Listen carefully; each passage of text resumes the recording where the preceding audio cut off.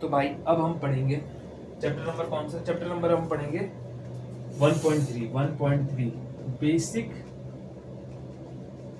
Terminology. ठीक है, अभी हम ये पढ़ेंगे। तो भाई इसमें बेसिक टर्मिनोलॉजी कहता है the basic terminology used for volumes and measurement in the cylinder region is presented and shown in figure. ठीक है, किसका बेसिक टर्मिनोलॉजी बता रहा है? ये बता रहा है जो वॉल्यूम्स हम यूज करते हैं और जो सिलेंडर का हम रीजन यूज करते हैं वो बताएगा। ओके,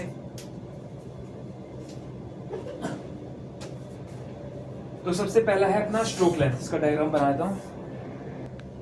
तो भाई देखो, ये था हमारा बेसिक टर्मिनोलॉजी। ठीक है, तो हमें इसी के बारे में पढ़ना सिलेंडर का। तो सबसे पहला है stroke.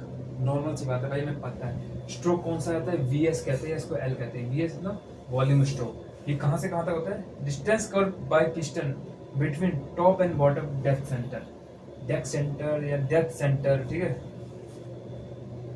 Okay, top depth centre TDC होता है ना, टॉप डेप्थ सेंटर भी होता है। मैं डेक डेक बोलता रहता हूँ। ठीक है, तो टॉप डेप्थ सेंटर से लेके बॉटम डेप्थ सेंटर तक ये हमारा होता है अपना वीएस। समझ गए ना? पिस्टन का पोजीशन क्या होता है? जब बिल्कुल हायर पे ऐसे रहता है वो अपना हो गया टॉप। अब जब ये नीचे जाता है और तब ये ऐसे रहता है तो तब ये हो गया ये बॉटम, हो गया अपना पिस्टन। ठीक है, ये बॉटम डेप्थ सेंटर। तो टॉप से लेके बॉटम तक का बीच का यहाँ से लेके यहाँ। ओके, तो टॉप से लेके बॉटम तक का ये जो हो गया हमारा, इसे हम लोग कहते हैं स्ट्रोक। एक स्ट्रोक। डेप्थ सेंटर बता रहा है extreme position of the stroke. मतलब ये बता रहा है डेप्थ सेंटर होता क्या? एक्सट्रीम पोजीशन होता है, वही एक्सट्रीम पोजीशन। ठीक है, जब पिस्टन सीधा हो जाता है यहाँ तक पहुँचता है तो टीडी को कहते हैं top depth centre. Piston is farthest. तो ऐसा कौन सा पॉइंट होता है जहाँ पे पिस्टन फारदेस्ट होता है? तो तुम्हें बताना है टीडीसी पे। ठीक है, वो पॉइंट जहाँ पे सबसे ज्यादा फारदेस्ट होता है पिस्टन, उसे कहते हैं TDC. It is called inner depth centre in case of horizontal cylinder. अगर ये हॉरिजॉन्टल आता तो हम लोग कहते हैं इनर डेप्थ सेंटर। ठीक है, टीडीसी को हम लोग ये कह सकते हैं इनर डेप्थ सेंटर। ओके, और जब ये हॉरिजॉन्टल होता इन केस ऑफ हॉरिजॉन्टल, ये तो वर्टिकल है। ओके, इसी तरीके से बीडीसी क्या होता है? Bottom depth centre. क्या होता है? Bottom depth centre. ये क्या? Piston is nearest to the crank. अब क्वेश्चन आता है कौन से टाइम पे पिस्टन नियरेस्ट होता है क्रैंक के? तो बॉटम डेप्थ सेंटर पे ये पिस्टन जो होता है क्रैंक के बिल्कुल नियरेस्ट होता है। ठीक है, इसको कहते हैं लोग ओडीसी, आउटर डेप्थ सेंटर। इसे कहते हैं हॉरिजॉन्टल में होता है। ठीक है, आईडीसी ओडीसी कोई दिक्कत नहीं। अब क्लियरेंस वॉल्यूम हमें पता चली गया जब टॉप डेप्थ सेंटर होता है। ठीक है, टॉप डेप्थ सेंटर से लेके जो सिलेंडर का हेड ये होता है, ये जो क्लियरेंस, इसे कहते हैं clearance. Okay, volume of the combustion chamber above the piston when it is at TDC. ठीक है, वीसी से डिनोट करते हैं volume of combustion chamber above the piston. ये कंबशन चैम्बर अपना ये हो गया। ठीक है, कंबशन चैम्बर अपना ये हो गया। Volume of combustion chamber above the piston, above the piston when it is at TDC, top depth centre. अभी इधर आएगा तो इतना जो बचेगा कंबशन चैम्बर ही होगा ना, उसे कहते हैं clearance. Displacement of swept volume, volume swept by the work piston when travelling from one depth centre to other. वही है स्वेप्ट वॉल्यूम जो मैंने बताया था कि जब किसमें बता रहा है स्वेप्ट वॉल्यूम अपना क्या हो गया? वीएस।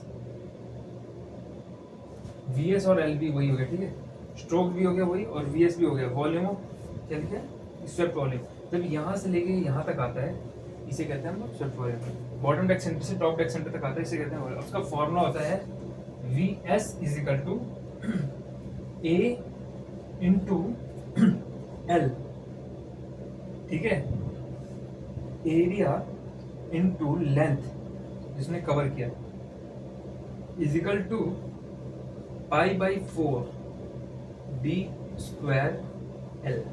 इसको याद रखना। ठीक है, बहुत इंपॉर्टेंट है। जो डी है क्या है? वो bore of the cylinder diameter. जो सिलेंडर का डायमीटर है वो है ये। ठीक है, ओके। डिस्प्लेसमेंट और स्वेप्ट वॉल्यूम इसी हो गया था। डिस्प्लेसमेंट वीएस से डिनोट करते हैं, ये अपना वीएस हो गया। ठीक है, एल भी अपना वही हो गया। अब नेक्स्ट है क्यूबिक कैपेसिटी और इंजन कैपेसिटी। ठीक है, इसको भाई याद करना, ठीक है, ये काम आएगा बाद में। क्यूबिक कैपेसिटी होता है सीसी, या फिर हम लोग कहते हैं इंजन कैपेसिटी, ठीक है। तो ये क्या होता है तो ये होता है वीएस, सीसी का फॉर्मूला कहते हैं वीएस इनटू में के, अपना स्वेप्ट वॉल्यूम हो गया है ना। अब वीएस का हमने तो फॉर्मूला ऊपर देखा ही था, वीएस का फॉर्मूला क्या था, जो उसका आंसर आया उससे के से मल्टीप्लाई कर देंगे। के क्या है, नंबर ऑफ सिलेंडर, के क्या है, नंबर ऑफ सिलेंडर। तो ये क्या है, इंजन की कैपेसिटी हमारे को बताता है। ओके, हम इसका क्वेश्चन आंसर भी करेंगे, पर अभी देखते हैं। नेक्स्ट है कंप्रेशन रेशियो। ये क्या है, आर से डिनोट करते हैं, स्मॉल आर से डिनोट करते हैं इसको, कंप्रेशन रेशियो को स्मॉल आर से डिनोट करते हैं। ये कहते हैं ratio of volume when piston is at BDC, ratio of volume when piston is at BDC and the volume when piston is at TDC. ठीक है, कंप्रेशन रेशियो मतलब दबाने का, बीडीसी से it is the volume of ratio, volume of ratio जब पिस्टन इतना खुला हुआ था तब volume of piston at BDC, मतलब जब ये पिस्टन यहाँ पे था, ठीक है, यहाँ पे था, और जब ये पिस्टन अब ऊपर गया, जिसने कंप्रेशन किया ना, और दूसरा volume of piston eight top dead centre, ठीक है। तो जो उसने वॉल्यूम कम किया, जैसे ये यहाँ पे था, मान लो ये पिस्टन अभी यहाँ पे होता, तो ये लेकर जब इसने दबाया जी, इसे कहते हैं कंप्रेशन रेशियो, कितना कंप्रेस किया। ओके,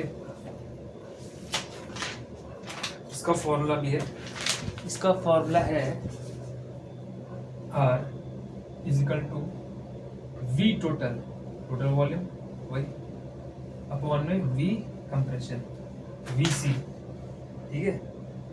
वॉल्यूम ऑफ क्लियरेंस देखो इसमें लिखा है V टोटल, मतलब V टोटल में क्या क्या अपना clearance volume plus volume of stroke आ जाएगा ना, हाँ, अपॉन में VC, कंप्रेस होने के बाद कितना बचा, ये होता है V टोटल अपना हो गया, इसको भी VC भी जोड़ लिया और ये भी जोड़ लिया टोटल यहाँ तक, वही तो चीज़ है कि यहाँ से यहाँ तक दबाने में कितना हो गया, और अपॉन में कंप्रेशन, ठीक है।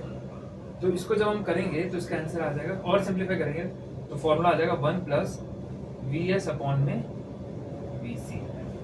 ओके, तो कंप्रेशन रेशियो को फॉर्मूला ये से फिर हम निकाल देंगे। ओके, VS अपना क्या है, वॉल्यूम ऑफ स्ट्रोक कितना दे रखा है, ये अलग अलग फॉर्मूला है। ओके, ये अगर पहले V टोटल हम देखेंगे, V टोटल दे रखा है, नहीं दिया तो फिर हम अगर अलग अलग दे रखा है तो इन दोनों को जोड़ देंगे, ये कर देंगे, और हमें तो पता ही फिर ये वही मैथ से कंप्रेशन रेशियो और का फॉर्मूला ये 1 प्लस V। ओके, हाँ, अब कहता है, एक नोट कहता है इसमें, with increase in carbon deposit on cylinder head VC decrease. यहाँ तक कंप्रेशन रेशियो तक समझ में आ गया। अब ये कहता है with increase in carbon deposit on cylinder head, cylinder head पे अगर कार्बन डिपॉजिट होता है तो क्लियरेंस डिक्रीज होता है, hence efficiency compression ratio increase. कहने का मतलब with increase in carbon deposit on cylinder head, cylinder head मान लो अगर ये है, इसके कहने के हिसाब से तो पिस्टन हेड होता है ना, सिलेंडर हेड अगर मान लो यहाँ पे अगर कार्बन डिपॉजिट होता है, ये होगा ना सिलेंडर हेड अपना, ठीक है। VC डिक्रीज, अपना जो कंप्रेशन है वो डिक्रीज हो जाएगा, एंड हेंस वॉल्यूम का इफेक्टिव कंप्रेशन रेशियो इंक्रीज, मतलब कंप्रेशन रेशियो और इंक्रीज हो जाएगा। क्यों? क्योंकि देखो यहाँ पे कार्बन डिपॉजिट हो गया तो अब ये एरिया खत्म, जो यहाँ तक मेरा माइंड चल रहा है, ये एरिया खत्म, अभी इतना अच्छा, अभी इसमें ही ब्लास्ट होगा तो और ज्यादा तगड़ा ब्लास्ट होगा, ठीक है। कंप्रेशन रेशियो इंक्रीज होता है, ये ब्लास्ट क्या नहीं बोल रहा, कंप्रेशन रेशियो इंक्रीज होता है, मतलब क्या कहने का मतलब कि देखो यहाँ पे दोबारा बताना कह रहा है with increase in carbon deposit on cylinder head wall, ये खत्म हो जाता है, क्लियरेंस डिक्रीज होता है, okay, and hence effective compression ratio increase, ratio तो इंक्रीज होना, कंप्रेशन रेशियो, क्योंकि भाई अब तो इतनी सी जगह में और करना है इसको, तो कंप्रेशन रेशियो इंक्रीज होगा ना, तो इस चीज का ध्यान रखना। ओके, कंप्रेशन रेशियो का फॉर्मूला क्या था, ये 1 में। Okay next. अब कह रहा है आईसी इंजन के अंदर, यहां तक हमारा क्लियर हो गया। अगर इस पर डिपॉजिट होता है तो हमारा कंप्रेशन रेशियो बढ़ जाएगा, डिक्रीज नहीं होगा, कंप्रेशन रेशियो और बढ़ जाएगा क्योंकि जगह कम हो जाएगी। ओके, अब दिखा रहा है इसमें कि आईसी इंजन, जो अपना आईसी इंजन है, इंटरनल कंबशन इंजन है, हीट इंजन, और मत है, दिख रहा है कि नहीं दिख रहा? हाँ, जो आईसी इंजन है, अब उसके अंदर